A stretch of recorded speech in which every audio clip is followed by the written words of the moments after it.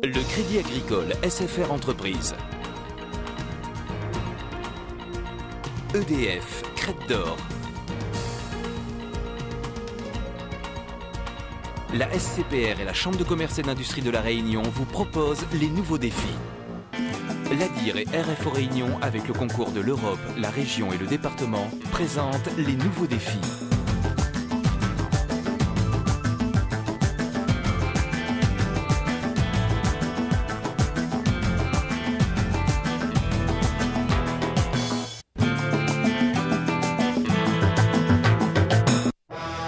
La voiture progressait dans l'étroit tunnel, 5 km à conduire au millimètre. Qu'allait-il trouver au cœur de la montagne? La base secrète de Fantomas? Pas tout à fait, plutôt une station de captage EDF. Bonjour messieurs et bienvenue à la prise d'eau des orgues de l'aménagement de Rivière de l'Est. Paysage grandiose, tout là-haut, derrière Sainte-Rose, et cette eau limpide est l'un des principaux producteurs d'électricité de l'île. Bonjour, nous voilà donc au captage de l'aménagement hydroélectrique de Rivière de l'Est. Nous sommes donc au captage de la prise des orgues 2. Le débit aujourd'hui est de l'ordre de 6 à 7 mètres cubes seconde, mais en cas de cyclone, ça peut monter beaucoup plus haut.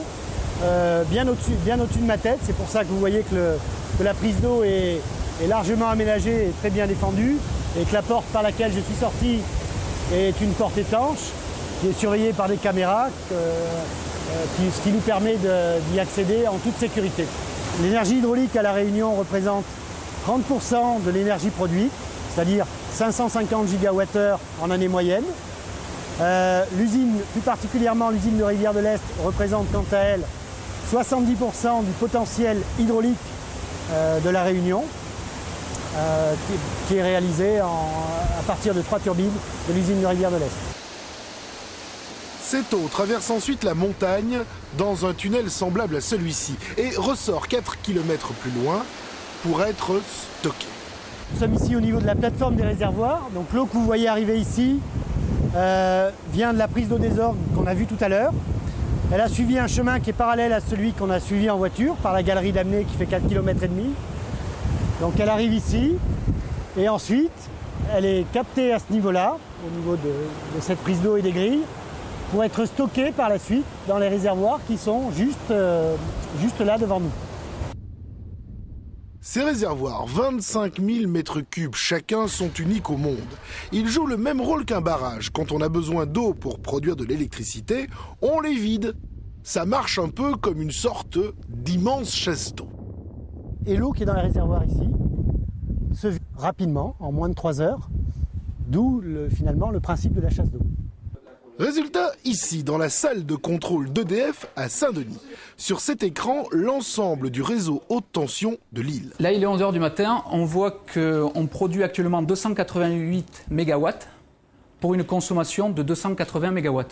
La différence étant les pertes consommées sur les lignes électriques pour transporter. Et donc, qu'est-ce que vous faites? Vous adaptez la production à la consommation, j'allais dire minute par minute? Et seconde par seconde. Puisque effectivement l'électricité ne se stocke pas. Donc à chaque instant, le dispatcher doit adapter la production à la consommation. Par exemple, à 18 h, le célèbre pic dit des marmites à riz. Imaginez des milliers de ménagères accomplissant le même geste au même moment. Au fur et à mesure de la demande, EDF met en marche des unités de production, d'abord hydrauliques, puis les centrales à bagasse et charbon, puis les centrales au fioul. Alors ce qu'on peut préciser, c'est qu'on utilise effectivement l'hydraulique au maximum des possibilités, justement pour éviter de démarrer certains groupes au fioul. La consommation réunionnaise augmente de 7% par an. Si on veut éviter d'importer massivement des énergies fossiles comme le charbon, il faut chercher d'autres solutions. Je vous rappelle qu'aujourd'hui, avec l'énergie hydraulique et l'énergie bagasse, on assure quand même 30 à 40% des besoins.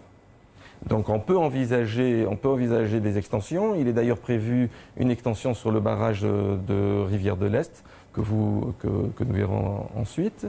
Une extension est possible, mais elle ne suffira pas pour combler l'ensemble des besoins. Une voie possible, l'éolien.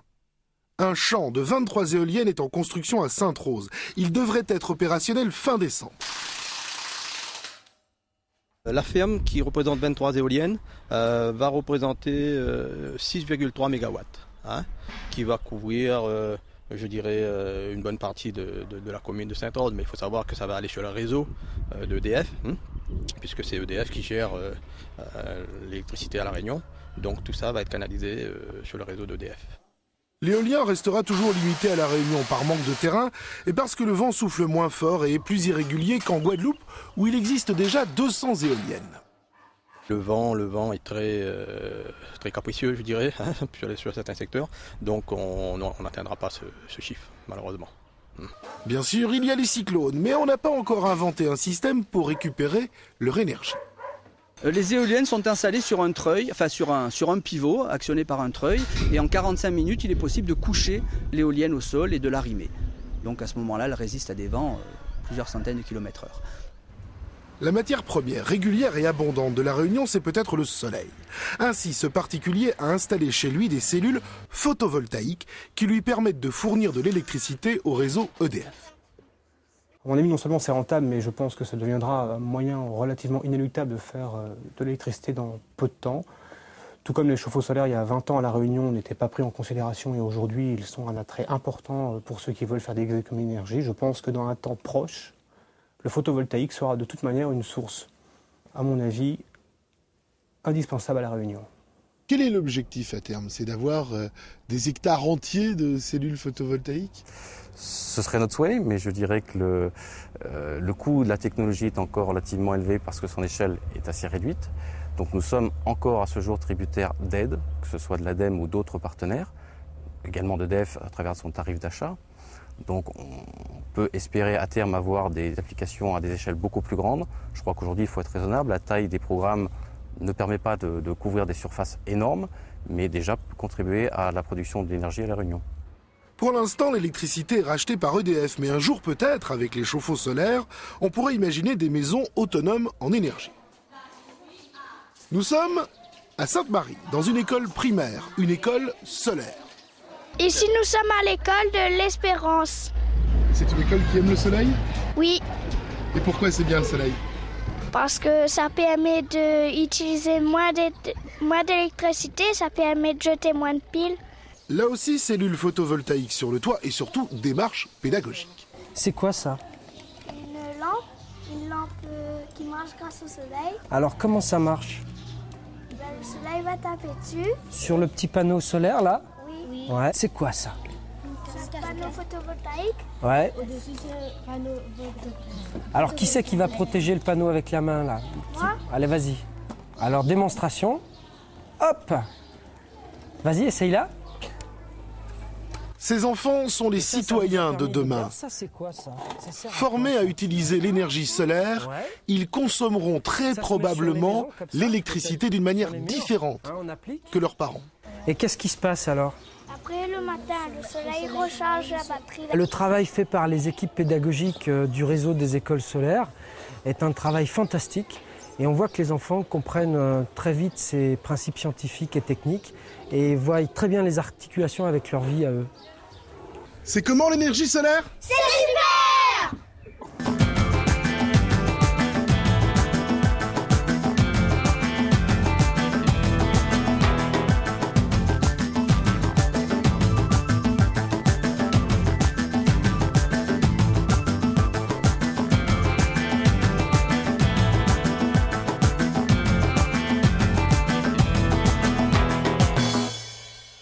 Le Crédit Agricole SFR Entreprise.